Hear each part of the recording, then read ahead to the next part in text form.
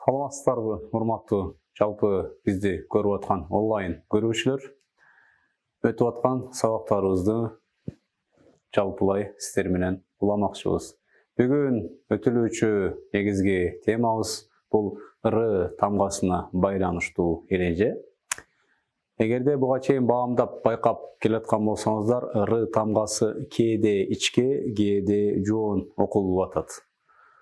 Суроо жаралган болушу мүмкүн, эмне үчүн кээде жоон жана эмне үчүн кээде ичке. Анткени жоон окулуштугунун себеби жоон тамгалар гана каткалаң дейбиз, же болбосо каткалаң тамгалар гана жоон окулмак. А бирок Р тамгасы өзү ичке тамга.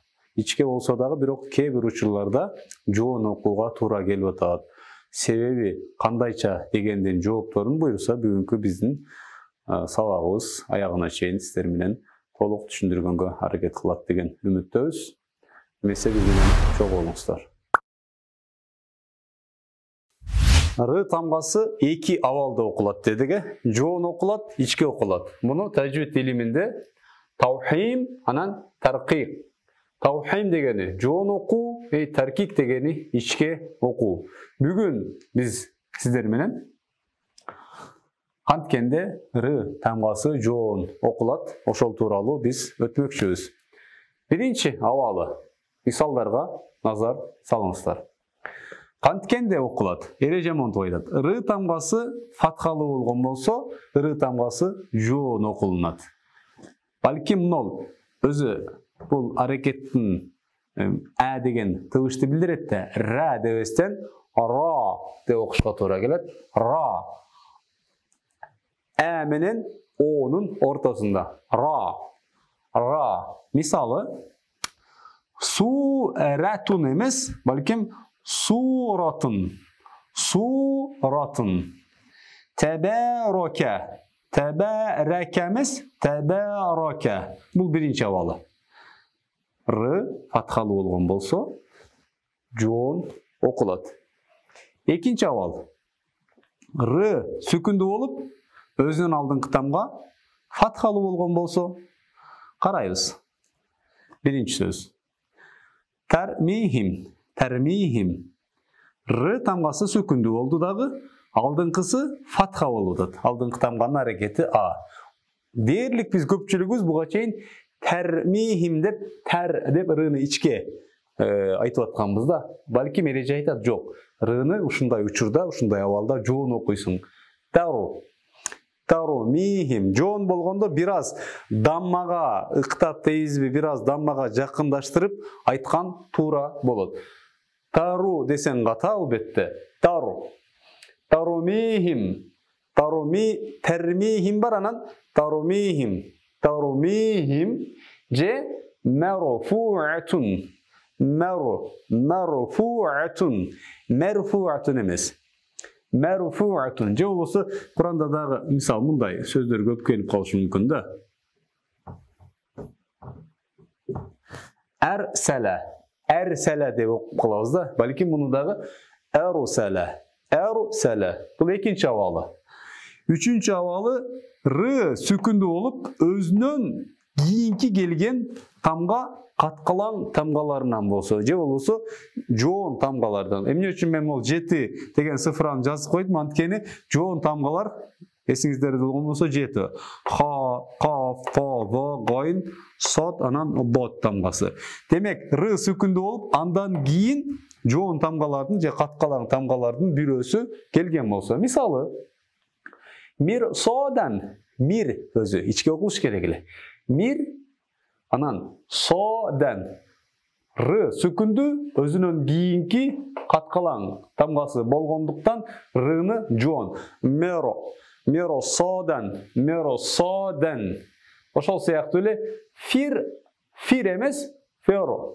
Феро котин. Эмне үчүн феро жоон? Анткени Р сүкүндүү болуп, андан кийинки тамга жоон тамгалардан бирөөсү келгендиги үчүн феро котин деген абал болду. Төртүнчү абалы Р сүкүндүү болуп, өзүнөн алдыңкы тамга жети жоон тамганын же жети каткалан тамганын бирөөсү болуп, ал дагы сүкүндүү болсо. Демек р сүкүндүү, өзүнүн алдыңкы тамга дагы жоон тамга болуп туруп, ал дагы сүкүндүү болсо. Эми бир эки тамга катар сүкүндүү болуп келбейт. Демек албетте экинчисинин сүкүнү ариз болот да. Кыпуру же кыйтыры же кыйтурун деген сөз болсо, аларда кыйтыры деп турат. Токтоо себептүү рынын үстүнө биз сүкүн коебуз. Ал сүкүндүн аты ариз. Демек эреже айтат, р сүкүндүү болуп, алдыңкысы жоон тамга болуп, ал дагы сүкүн болгон болсо, рыны жоон. Кыпур. Кыпур. Айнал филпур.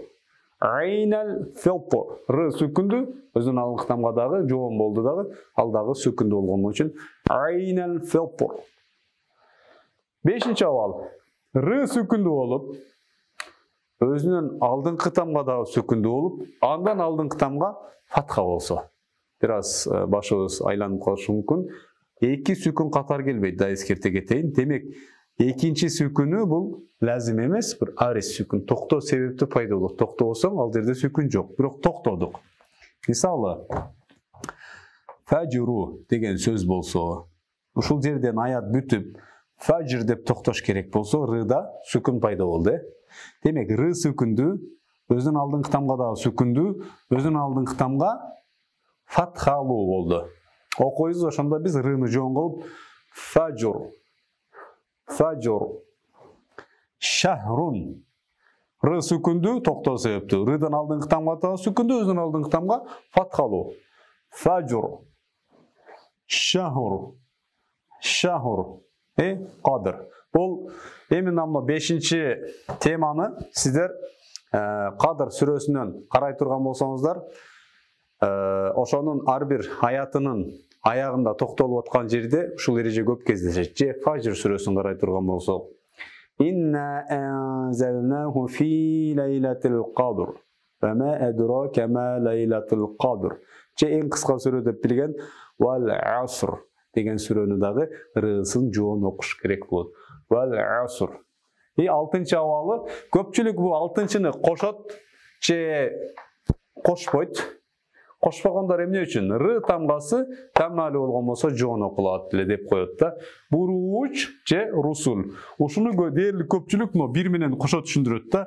Р качан жоон окулат? Р эң абалы фатхалуу болуп же даммалуу болгон болсо деп туруп, рынын эки абалын бир эреженин ичине киргизип туруп түшүндүрөт. А бул жерде болсо эки абалда түшүндүрүп атат. Анткени биз мүмкүн болушунча китептерден мындай тереңирээк маалымат алып, толугураак берүүгө аракет кылып атабыз. А бул китепте болсо ушинтип рынын жоон окулуучу абалы 6 көрүнүштө берип атса, а буга чейин биз өтүп аткан бул китепте р 5 абалда жоон окулат деди. Дээрлик экөөндө бирдей эле жыйынтык чыгат. Урматтуу көрүүчү, бүгүнкү өткөн сабак буйруса сиз үчүн пайдалуу болду болуш керек.